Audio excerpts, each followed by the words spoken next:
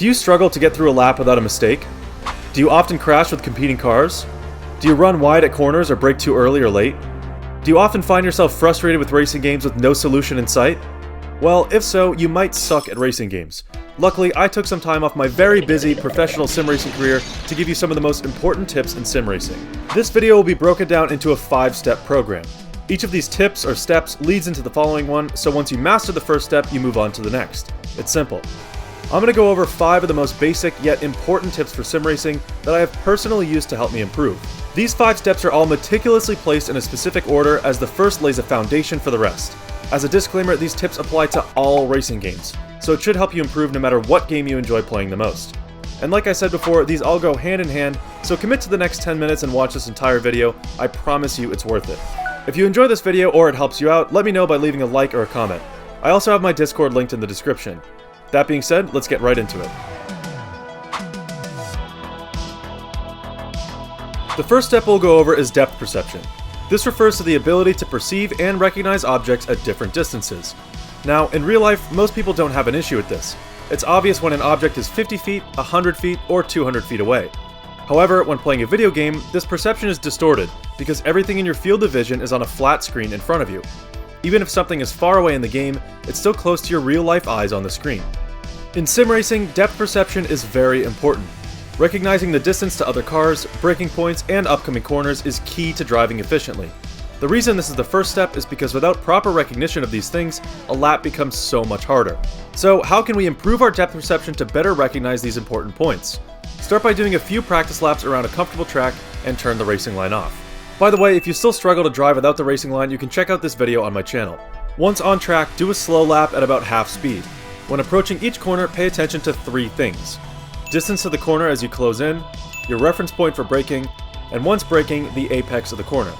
This exercise gets you more familiar with the in-game distances to these key points. Do a few slow laps and really pay attention to these 3 things at every corner, and really get a feel for how close or far these points are to your car. Once you're more comfortable with these distances, kick it up to full speed. After just 1 lap, you should notice an immediate difference with your comfort levels and depth perception. Again, at full speed, do some practice laps focusing on these 3 things only. Distance to the corner as you close in, your reference point for braking, and once braking, the apex of the corner. By doing slow laps and then laps at full speed, you'll recognize the depth of these points a bit better as you'll approach them faster. If this is challenging, stick with it. And if you need to simplify it, strictly focus on the distances to the corners at half speed and then at full speed. The reason this is the first step of 5 is because it gives you proper recognition of the track and your surroundings. Better depth perception on track allows you to be more comfortable in every aspect of the lap. Braking, accelerating, turning into corners, etc. This lays the foundation for getting better at sim racing.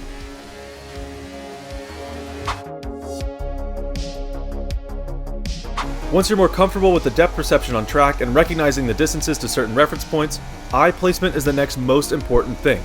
I get it, this sounds stupid, but proper eye placement helps you recognize the correct approach through a corner. In order to practice this, repeat the same exercise as last time. Get on a comfortable track without the racing line and do a few laps at half speed. This time you want to focus on 2 things when approaching the corner, but I'll break it down further. When heading into a corner, the first thing you want to focus on is the apex of the corner itself. Just a quick couple of glances to the corner will do, you don't have to stare at it. This plays into the last step with depth perception, as you need to know how far the corner is. Now, focus all of your attention on the braking point. If it's at 100 meters, focus completely on that 100 meter board. Keep your eyes trained on that braking point. Now, once braking, immediately focus on the apex of the corner again. Stay locked in on the apex of the corner until you hit that mid-corner point. The reason eye placement is so important is because focusing your eyes on the apex of the corner allows you to bypass a lot of the thought process for turning in and accelerating. By focusing on the correct point, you allow your brain and body to take over and drive naturally. Think about driving a car in real life. If you're making a left or right turn, think about where your eyes naturally go in order to make that turn. It's the same thing in sim racing. When focusing on where you want the car to be placed, your brain and body will naturally follow, creating a much more flowing turn. Do some laps at half speed and focus on keeping your eyes trained on the corner after braking. Once you get comfortable doing this at each corner, try doing laps at full speed. Now implement what we learned in step 1. Combine that exercise with depth perception with proper eye placement. This might be an adjustment at first, but these steps are absolutely key. And remember, you have unlimited laps to practice this. If you find yourself struggling to maintain that eye control, bring it back to half speed. Once you can successfully implement these two steps, you've become much closer to driving more naturally, which is pretty much the goal here. Reaction time when driving a virtual race car is just as important as a real one. And luckily, as the years go on and technology for sim racing equipment and racing games get better, reaction times are faster and faster. However, reaction time is more of a blanket term. What I really mean is predicting the car's behavior. For example, if you're on the limit of grip through a corner, you need to take precautionary measures to avoid going past that limit.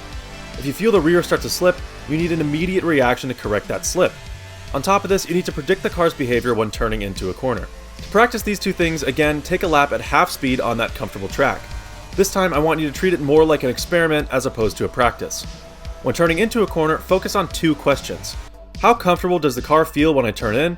And what can I do to improve next time I'm at this corner? When taking these laps at half speed and turning into a corner, really focus on how the car feels by using the feedback in your wheel.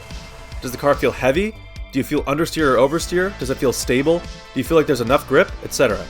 Focus completely on the feeling of the car through the corner and take a mental note of what it felt like.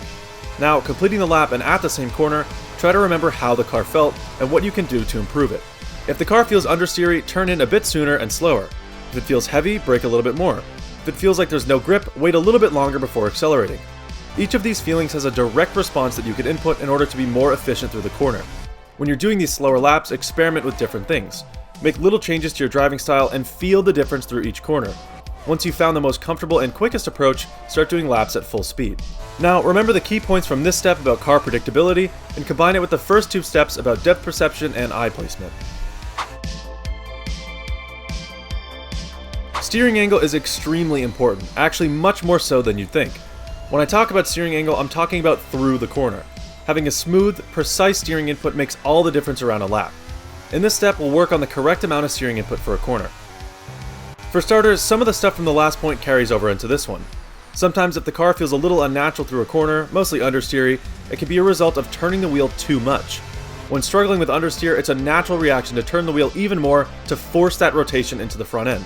However, forcing the car to do what you want is never the answer. Smoother is always faster. This step is more of a tip and not so much something you can practice. However, do some laps at full speed and feel the car's response when turning the wheel at different values of steering input. What you'll notice is that turning the wheel more generally means you're slower through the corner. It's more efficient to slow down and brake more, turning the wheel less, than it is to be as fast as you can and force the wheel more. Turning the wheel too much generally produces understeer, and understeer around a lap can degrade your tires faster, cause you to go wide, compromise your line into the following corner, compromise your acceleration out of a corner, and more. This is going to sound a bit stupid, but watch an onboard lap from a real Formula 1 driver, and pay attention to their steering input.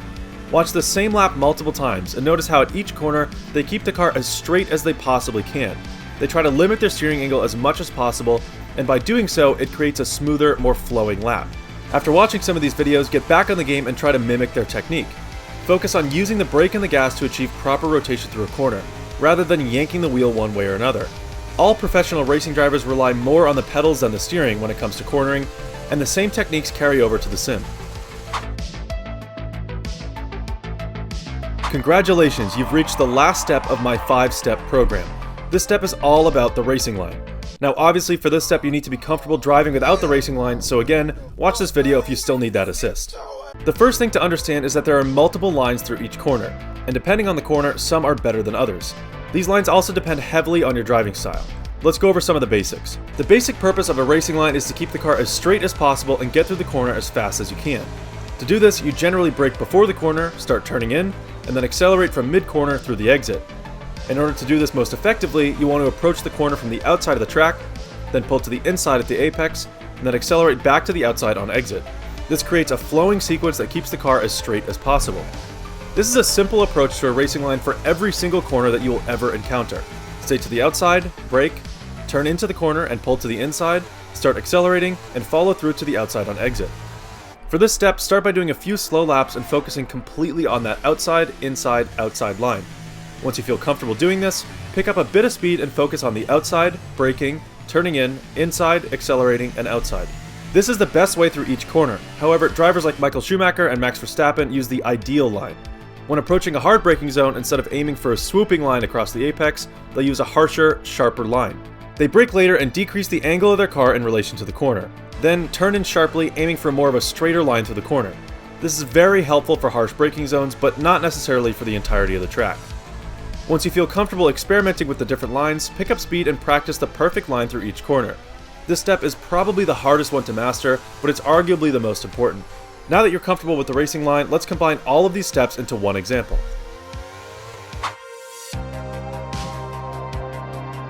Alright, we're here in Bahrain heading into turn 1, and we're going to combine depth perception, eye placement, car predictability, steering input, and the proper racing line. Into the corner, we're going to apply depth perception and eye placement. Before we reach the braking zone, we look towards the apex of the corner to get a sense of the distance. Now we look back to our braking point. Approaching the braking point, we apply what we know about the racing line and stay all the way to the outside of the track. Hitting the braking point now, we're slamming on the brakes, and our eyes go right back to the apex of the corner. Turning in now, slowing down to make the corner, we can predict the car's behavior based on our inputs. Keeping our eyes focused on the apex, pull the car to the inside. Now, getting back on the throttle, our eyes shift to the outside to complete that swoop of the racing line. We're physically looking where we want the car to be placed. Back on the power now, using our force feedback to feel the grip that we have on the track, and making minor adjustments to make sure we get a good exit. Fully accelerating now, we've completed an outside, inside, outside line. In that example, we applied every single one of these 5 steps into one corner. That's what you should be practicing, applying all of these tips together to drive smoothly and naturally. Now obviously, some tracks have weird corners or difficult chicanes, but these tips apply to those corners too. Unfamiliar tracks require practice no matter what, but having the foundation of driving naturally and smoothly is much more important than practice. If you take 2 people and put them on the same track that they've never driven, one knowing these tips and one not, chances are the person with these fundamental skills will perform better right off the bat. Yes, they'll both make mistakes, but the person that has completed these steps is undoubtedly a more well-rounded driver, and they'll be better at navigating the track more efficiently. Simracing is very technical, and having a baseline skill set that applies to every track is an extremely valuable thing.